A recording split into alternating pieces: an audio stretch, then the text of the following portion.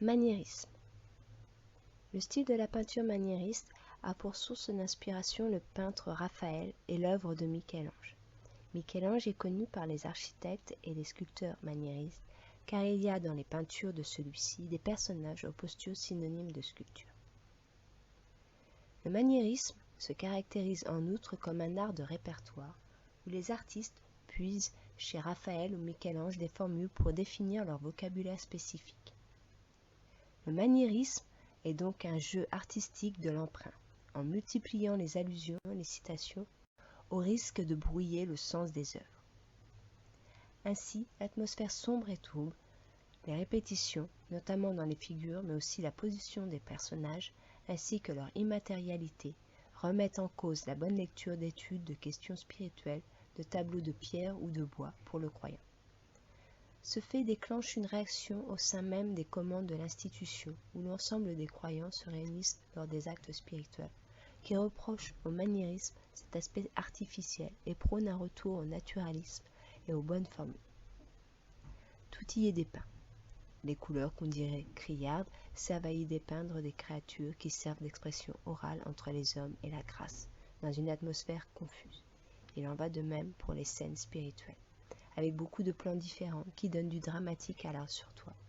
Remarque également la vivacité des coloris et l'ampleur du trait, caractéristique de ce mouvement artistique et de principales figures de l'école de Fontainebleau. Certains ont abordé des scènes religieuses avec un maniérisme exacerbé. Cette forme d'exagération allait montrer la voie du maniérisme vers le classicisme. Principaux artistes représentants du courant maniériste, Michel-Ange, 1475-1564. Au XXe siècle, tout un courant de l'étude cinématographique utilise par analogie le concept de maniérisme pour rendre compte des tentatives de dépassement d'une esthétique classique du cinéma, à l'image par exemple d'Alfred Hitchcock par certains producteurs. 1823, de l'italien manierismo, de maniera, manière, dans le sens de la touche caractéristique. Vertèbre supplémentaire d'un producteur, c'est-à-dire de sa manière de peindre et non pas de l'adjectif maniéré. Production d'histoire.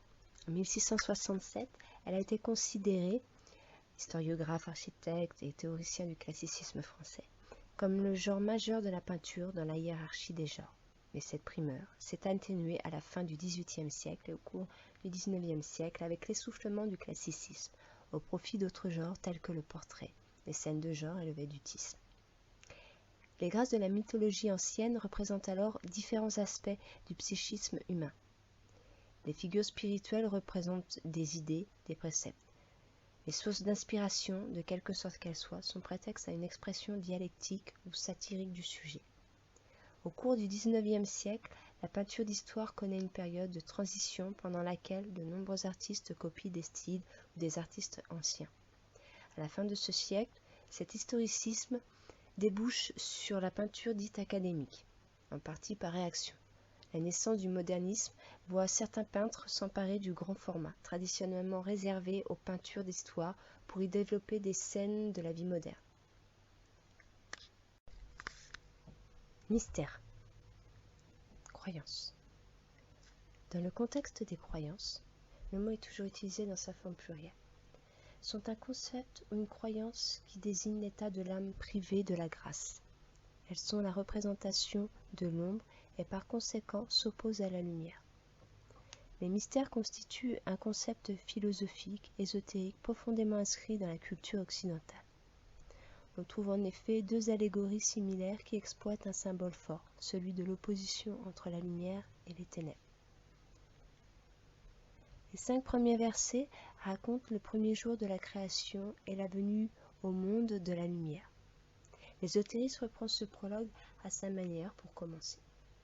Le ton est plus dramatique car il conclut à un échec de médiation entre la lumière et les mystères. Au commencement était la parole, et la parole était avec la grâce. Et la parole était la grâce. Elle était au commencement avec la grâce. Toutes choses ont été faites par elle, et rien de ce qui a été fait n'a été fait sans elle. En elle était l'existence, et l'existence était la lumière des hommes. La lumière, lui, dans les mystères, mais les mystères ne l'ont point reçue. Les mystères sont définis comme l'état, rien, absolu, primordial de l'univers, avant la création. Malgré cela, une fois la création accomplie, les mystères subsistent comme reliquats de l'ancien monde et représentent une vacuité où la partie non visible qui permet à l'être humain de réfléchir peut se perdre. Une leçon de mystère se déroulait les 3 derniers jours de la semaine sacrée, d'abord la nuit, puis le soir, et au cours duquel on éteignait une à une toutes les lumières. D'une manière générale, dans les spiritualités hindouistes, le monde n'est pas simplement divisé en deux, la lumière d'un côté et les mystères de l'autre. L'emblème traditionnel y introduit un élément intermédiaire, l'ombre, le Tao, qui tient lieu à la fois d'éléments équilibrants et de liens, de ponts spirituels entre lumière et mystère. Alors que les mystères sont absence de lumière, l'ombre n'existe que si, de l'autre côté, existe une origine de lumière. C'est pourquoi, dans le panthéon hindouiste, des grâces des 3 mondes, grâce blanche, grâce noire et grâce irritée, se partagent le monde invisible. Pour les cathares, comme pour les manichéens, il existait 2 principes, la lumière et les mystères. Le principe du mal est à l'origine de la matière, du monde visible, et par conséquent de tout ce qu'il y a de mauvais en ce monde.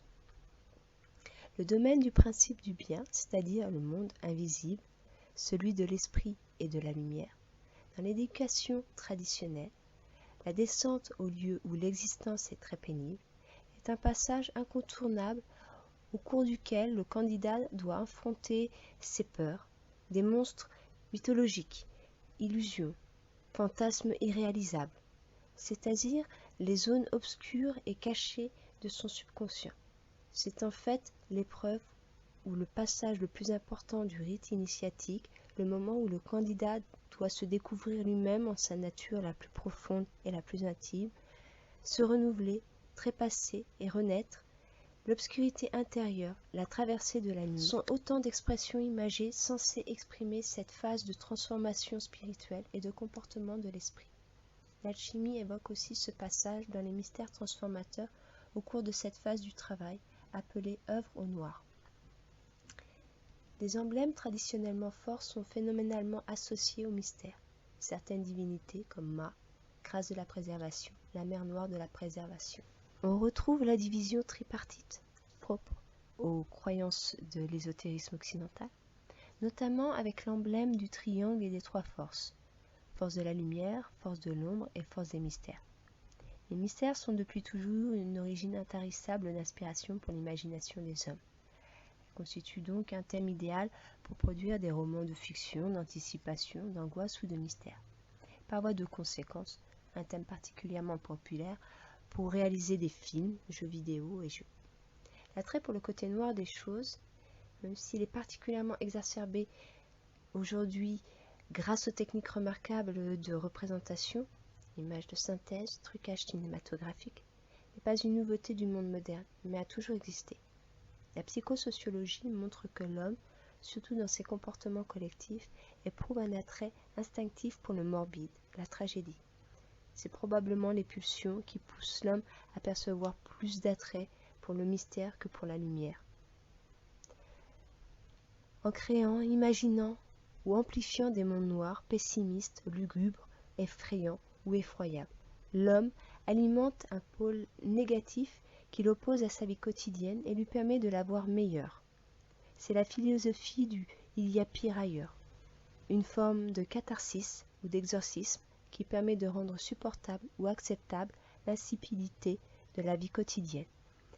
Mais l'attrait pour les mondes noirs imaginaires est aussi une échappatoire, un autre aspect de la catharsis.